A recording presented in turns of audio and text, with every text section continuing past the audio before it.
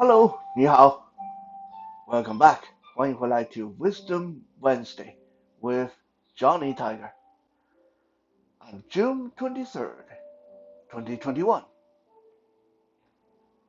So last week we talked about some my more traditional Chinese breakfast food, and I must admit I've been kind of craving Chinese food, uh, the pot stickers, the Chinese buns, stuff like that ever since that episode. So I kind of did that to myself.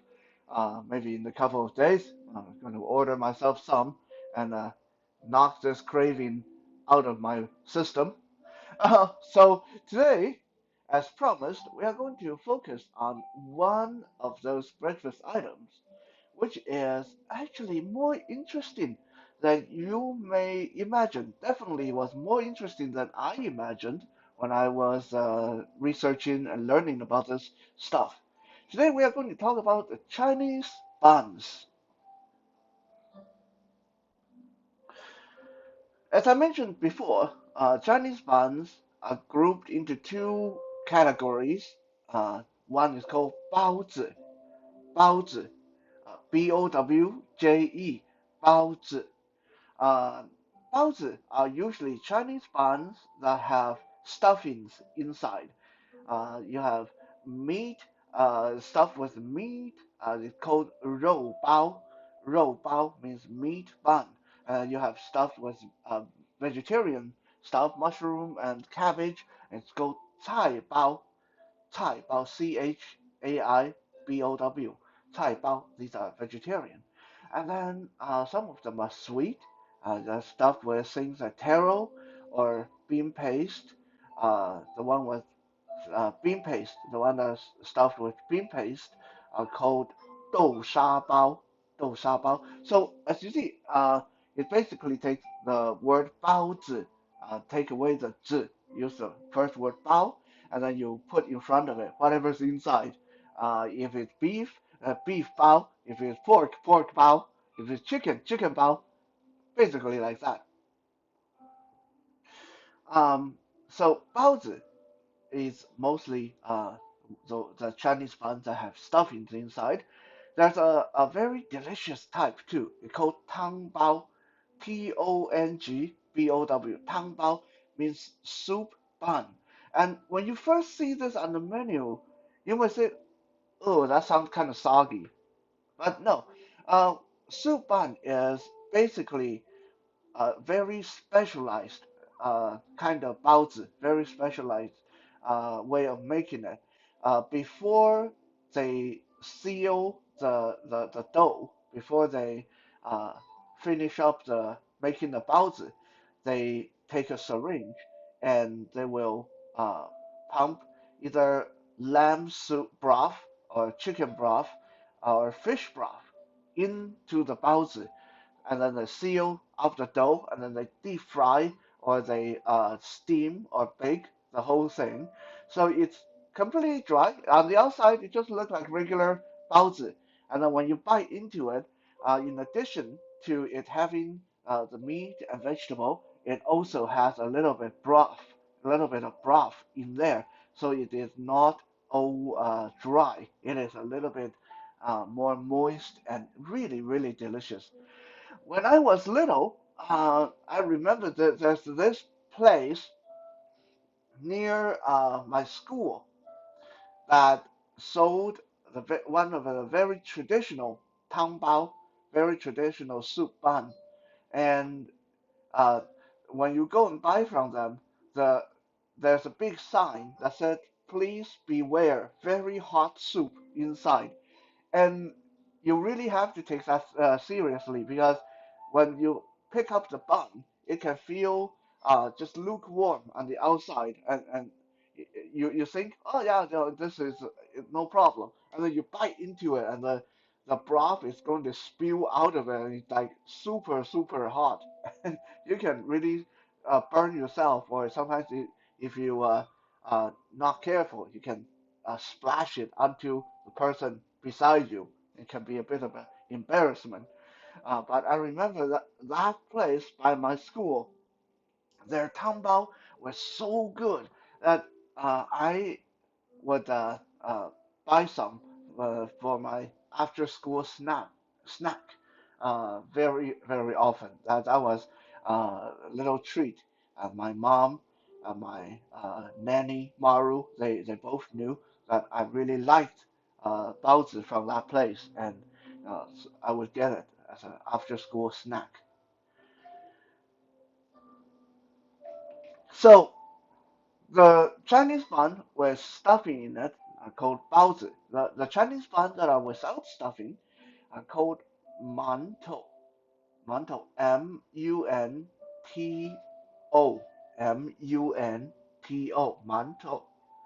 Mantou basically are more like your traditional dinner roll, and or if you imagine a cinnamon bun that is not frosted, that is not iced, basically it's kind of like that, really big, really heavy, really doughy. There's nothing inside. It's called mantou. I already mentioned last episode how mantou is tied, how mantou was directly associated with jails and military in my culture because those mantou, like I said, it's really big, very heavy, nothing inside. It's all just dough, so it's easy to make. You just uh, basically like how you make bread, and it can really fill you up. So it's the kind of stable food that it's served in the military and in the prison system quite often. So I'm not going to recap too much of that because there's a lot more interesting stuff we're going to talk about with regarding to these Chinese fun.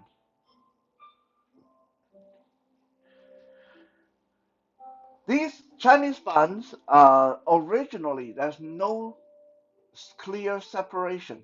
Okay, in it wasn't until Song Dynasty in Chinese history that people started to say, hey, we should call this one the one that is doesn't have anything inside. We call it mantou.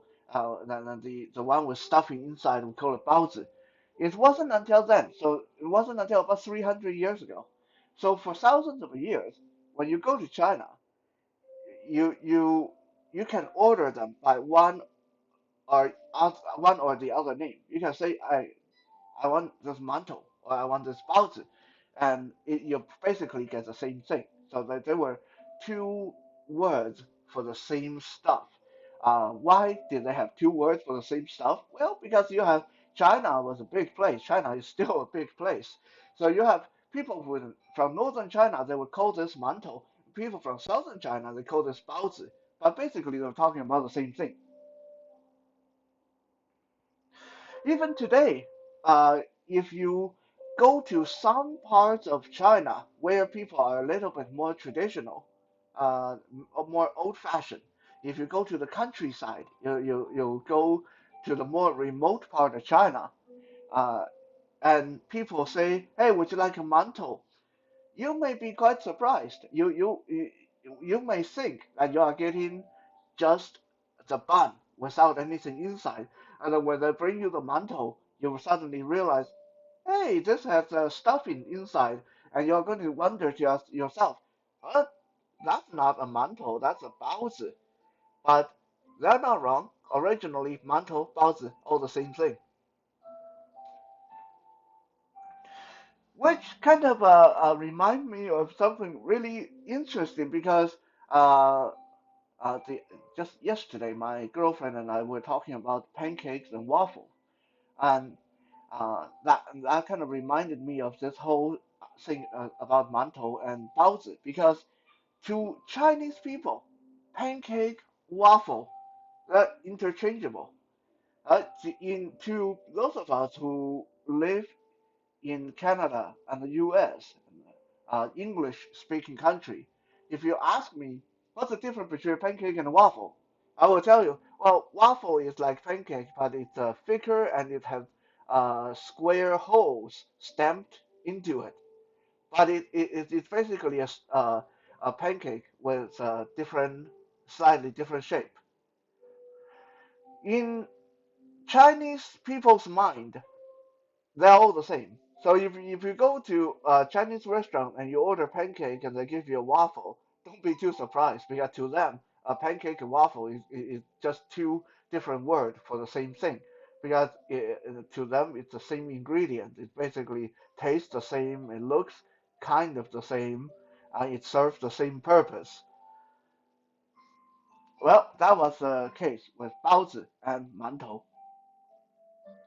So 300 years ago, Chinese people decided, well, this is kind of confusing when you order baozi and mantou. So let's separate them. So mantou will be the ones that don't have anything inside. Baozi will be the one that have stuffing. And then let's focus a little bit on baozi first. Uh, when it comes to baozi, it was split into two very clear-cut clans. Yeah, even in the Chinese bun business, people were having different divisions. People were segregating.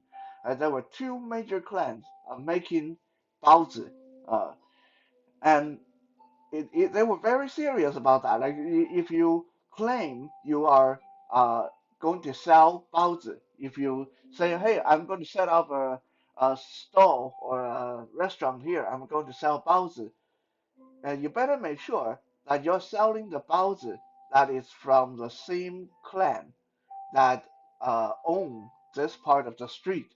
And otherwise there's going to be a turf war. The people were very serious about that. So how were the two clans separated? How were they different? Uh, Back then, the one clan, one clan, they would close their baozi. Then when they were after they put the stuffing inside and time to wrap it all up and make it nice and neat, they would do it from the top. So on the top, you will see a lot of wrinkles because they're pinching it with their finger to make sure it stick together on the top. Right? That's the first clan. The second clan decided that makes the whole baozi look wrinkly and ugly. So we are going to close the hole from the bottom instead. So after they after they roll out the dough, they're going to put the stuffing inside, and then they will pinch it shut, and then they flip the whole thing over and smack it on the tabletop to make it flat on the bottom, and so you can see where the seam is, where did they close the Chinese bun, and that's the second clan. And like I said, these two are very competitive. So if you let's just call them top clan and bottom clan, because one clan close the bun on the top, and the other will close it on the bottom, right? So let's say if you are opening a restaurant on number three road, and number three road is owned by the bottom clan. Well, you better make sure you know how to make the buns that style. If you open a shop on the bottom clan turf and your buns look all wrinkly on the top and you look like you are from the top clan, you might show up one day and find that they've trashed your store because you are operating in the wrong clan's area. Finally, in the Qing dynasty, about 200 years ago, uh, people decided, let's enough of this turf war nonsense. Let's consolidate everything. Okay, when you make baozi, you close at the top. That's it. Never mind flipping it over and smacking it, and we don't need that extra step. Okay, you close it and then you pinch it, and that's it. So finally, both clans merged into one. So nowadays, whenever you see baozi being sold, it's all wrinkly at the top because now it's all closed at the top. So in the end, the top clan prevailed.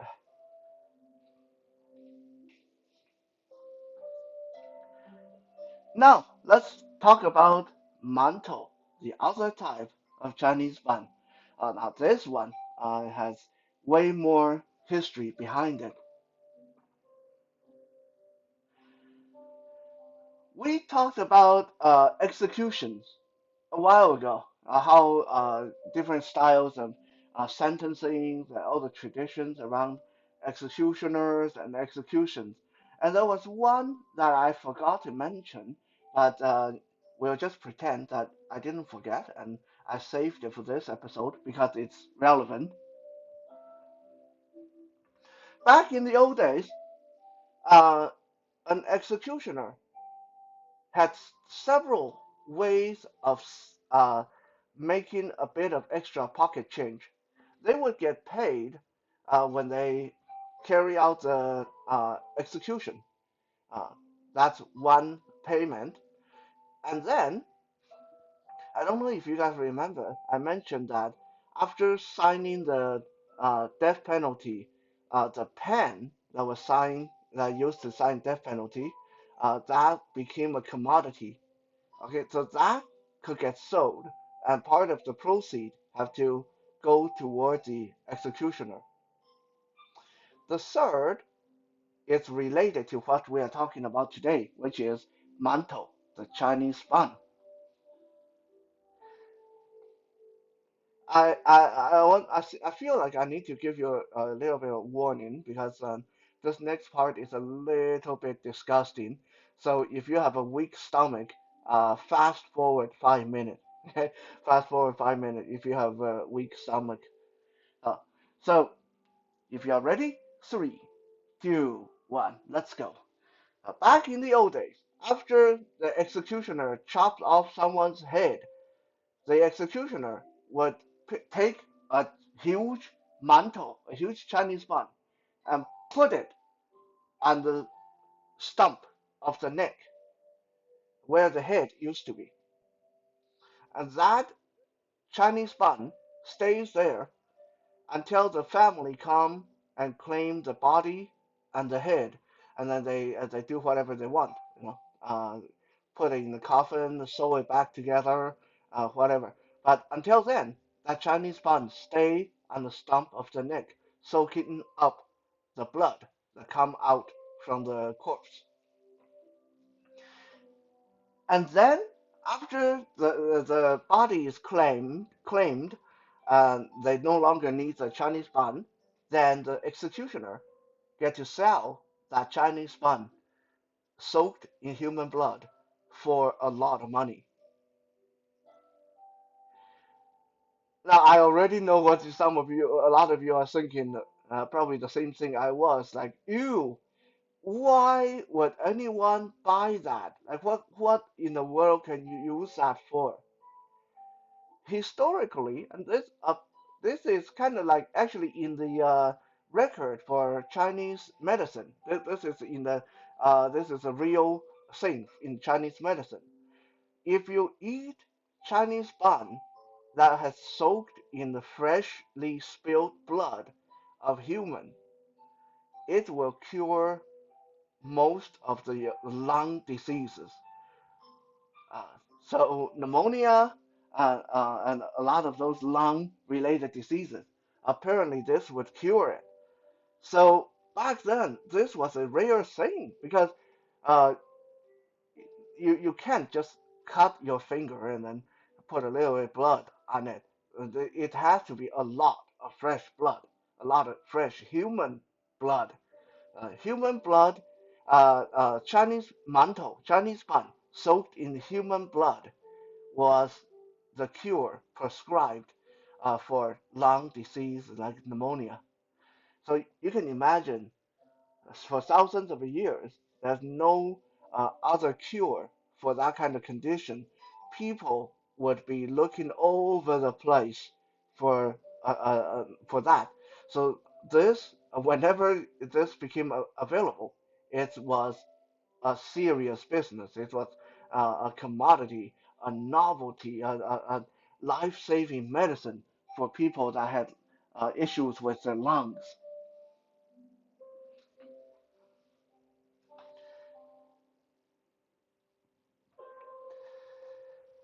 There's another reason why, because I understand some of you that are thinking about this a little bit more after you get after you're done being disgusted and grossed out. You're thinking, okay, so why does it have to be mantou?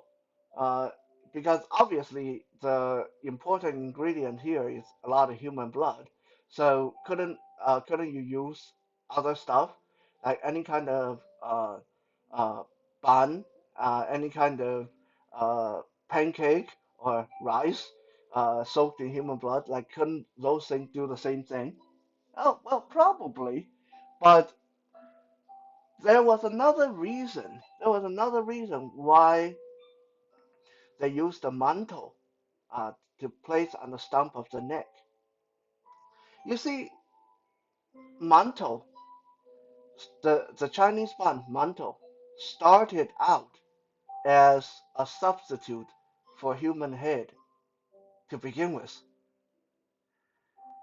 Ah, now that sounds like an interesting story, I hope.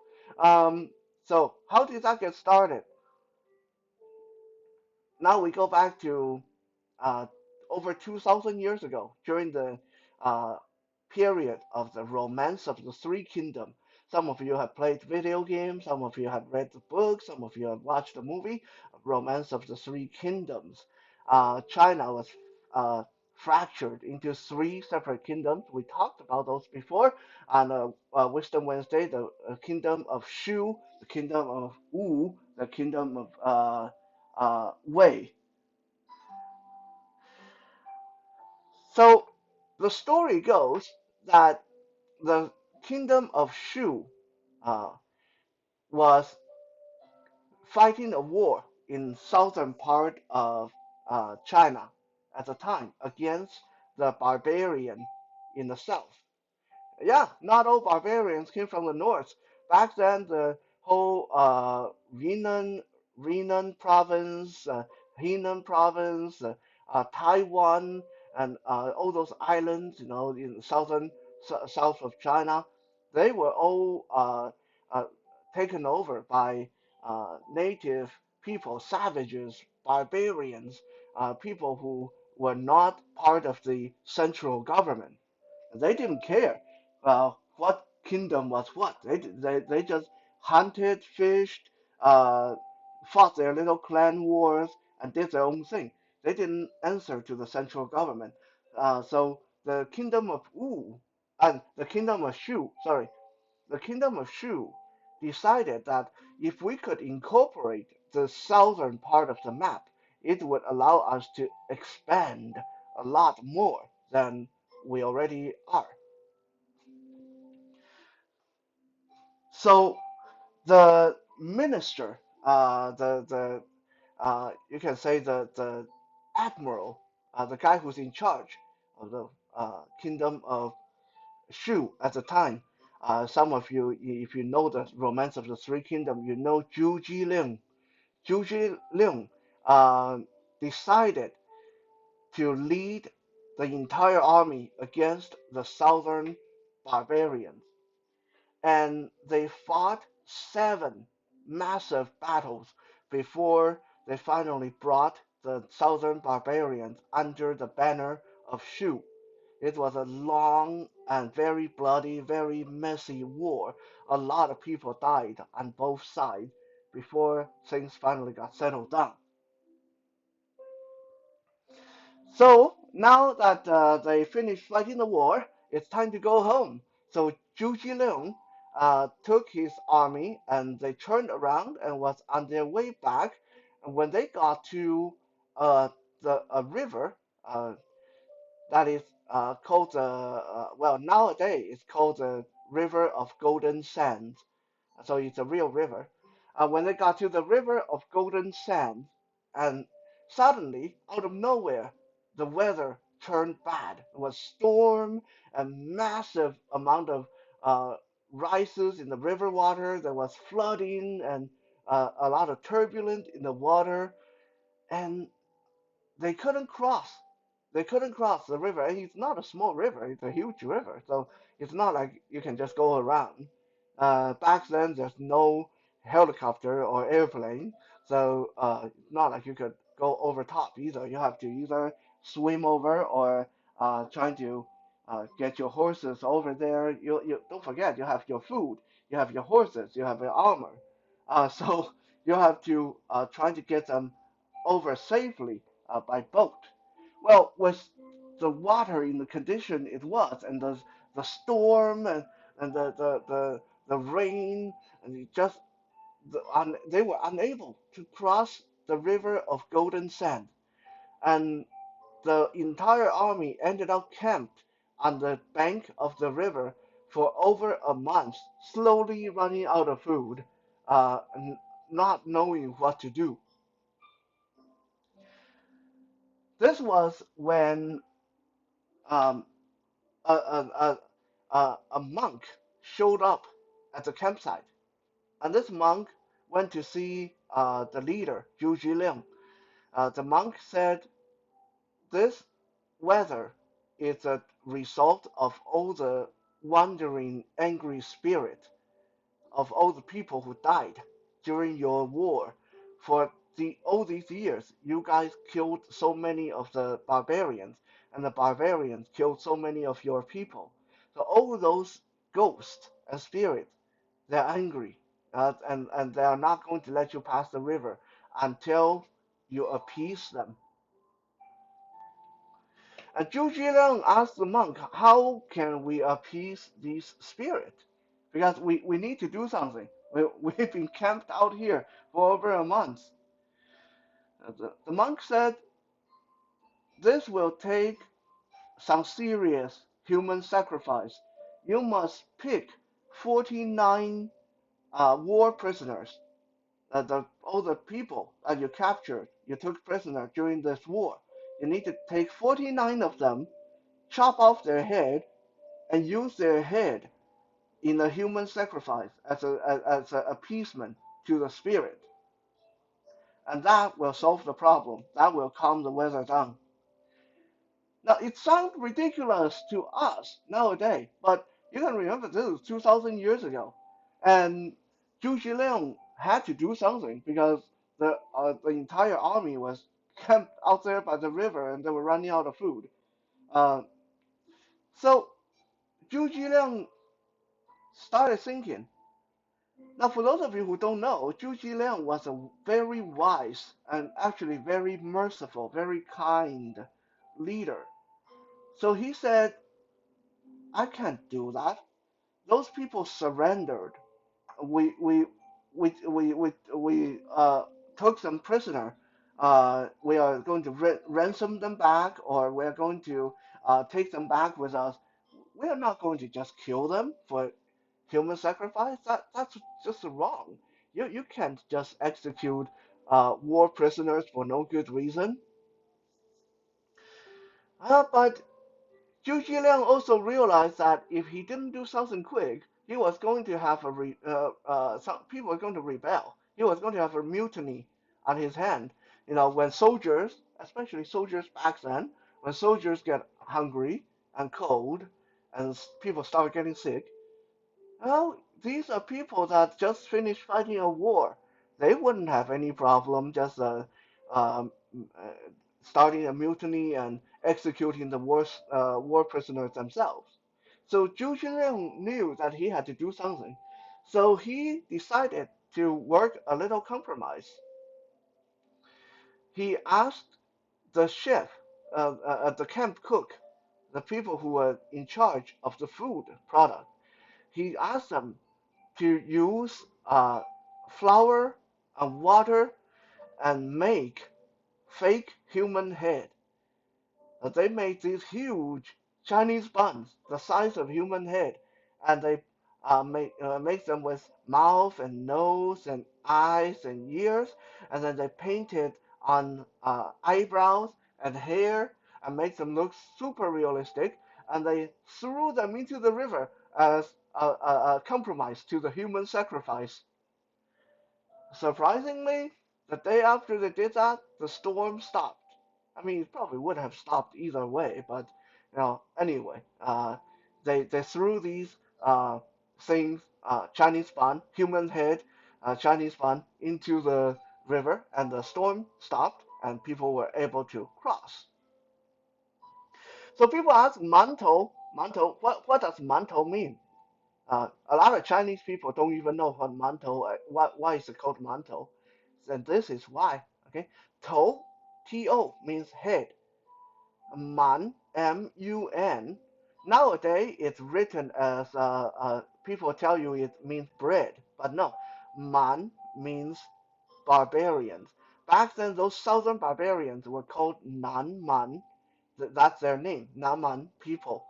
So, uh, Mantou means barbarian head because these uh, Chinese buns were made to substitute for the human sacrifice. So these Nan Man people wouldn't have to get their heads chopped off in the human sacrifice.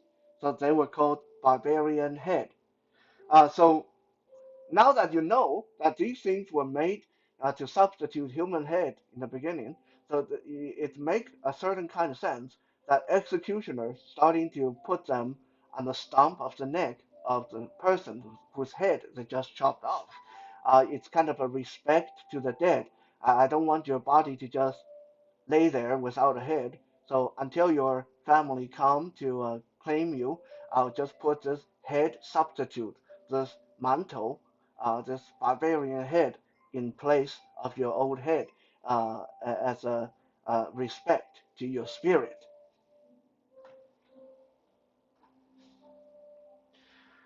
Mantou is also a very common food for Chinese New Year. Chinese people always make mantou prior to Chinese New Year, and during Chinese New Year, this is a staple food. Because during Chinese New Year, people have so much to do. They're visiting relatives, they're out celebrating, doing firework, and buying this and buying that. Uh, Cleaning house, they don't have time to stop and cook a full meal. So what a lot of people do is they, for the several days during Chinese New Year, they take whatever's left from their Chinese New Year's Eve celebration, warm it up, and then eat it with all the mantles they made prior to Chinese New Year. There's also two reasons why mantou is an important part of Chinese New Year. One, of course, go back to the origin of mantou. It was used in appeasing the spirit. So ever since that appeared to have worked, Chinese people decided, well, look like the spirit liked this barbarian head, because it was they were able to use that to calm the storm down. So since we got to pay tribute, we got to pay respect to our uh, ancestors during Chinese New Year. Let's send them some uh, Chinese bun, some mantou. This is reason number one because it has an origin in being a sacrifice to the spirit. Second, it is said to be a lucky food, not because of mantou itself, but because of the process of making mantou. You see, when you make mantou, just like you're making any kind of bread, you have to roll out the dough, you got to shape the dough, and then you got to let it rise. Now, the process of letting dough rise in Mandarin is called fa, fa, fa. So dough is called mian. So when you are waiting for the dough, for the mian to rise, you say, fa mian, fa mian. This word, incidentally, is the same pronunciation for getting rich. Getting rich is called fa cai, making a lot of money, getting rich. So people say, well, if we fa mian prior to Chinese New Year, we're using the word fa a lot. So that means we are going to have some good luck. We are going to fa cai. We are going to make a lot of money. This is a little Chinese superstition around the word fa. This is why they make a lot of uh, bread type food around Chinese New Year because the more mian you have to fa, the more money you will fa later.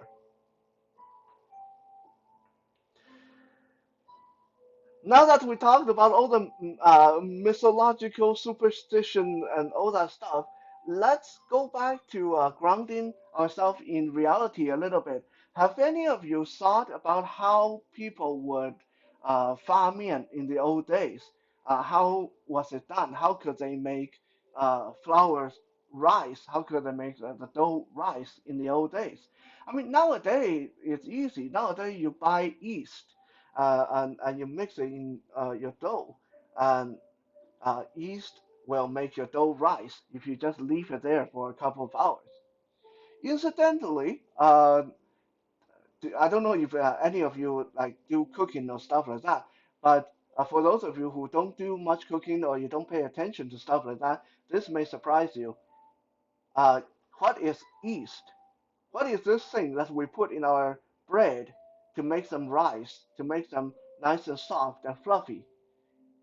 Well, yeast is a single cell organism, like germs, like bacteria. It's actually it's actually like a mushroom. So we are putting, we are buying and putting single cell organisms. We are putting bacteria in our food to make them rise. Sounds a little bit disgusting, doesn't it? But hey, bread still tastes pretty delicious and people don't die from it. So anyway, um, so nowadays we can buy yeast to put in our dough to make some rice. What would people do back then when they didn't know anything about yeast or how to cultivate it? Well, in the old days, they put something called old dough. Old dough. So what is this old dough? Uh, every time you make a new batch of buns or bread or any kind of wheat product, people back then would take a handful, rip off a big chunk of the dough, and they would put it in a sack, and then put it in a closet or somewhere dark, damp, and forget about it until next time they are going to make more mantou or baozi or whatever. Next time, when they're ready to roll out the dough, they go and find this old and very moldy piece of bread, and they take a few chunks off of it and put it in with the new dough. And yeah, I know this sounds totally disgusting, but the mold in the old dough will help the new dough rise. Here's a little scientific trivia. Do you know why yeast make things rise? Well, it's because yeast, as a single cell organism, they eat only one kind of thing. They only eat one thing. They eat sugar. And when you put them in something like a wheat product where there's a lot of sugar, carbohydrate, stuff like that, the yeast start eating them. When the yeast is digesting the sugar in the product, it starts farting. Right? It literally starts farting. It converts whatever it eats into a kind of gas, and that is a gas that gradually fill up your bread to make it nice and puffy, nice and fluffy. That's the gas that make your bread rise. Okay, so yeah, back to old dough. Chinese people would take these old moldy pieces of bread and then use that to help the new dough rise. Another situation Chinese people ran into, of course, was in the winter time when weather was really, really cold. Back then, there's no heat in the house, no electric oven. So trying to make these dough rise in the wintertime was extremely difficult because, as we know, bacteria and stuff like that don't function very well in extremely cold weather. So, to help the dough rise, after they roll out the dough and shape things into the right shape, shape them into mantou, a lot of people would take the whole tray of these freshly shaped mantou and put it either under the bed or near the bed. So when you're sleeping, your body heat and the condensation from your breathing will help uh, waking up the bacteria and makes the dough rise.